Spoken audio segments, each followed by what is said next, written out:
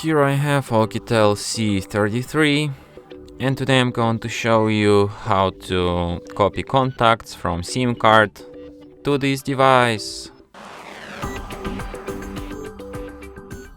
So first you should open Contacts application,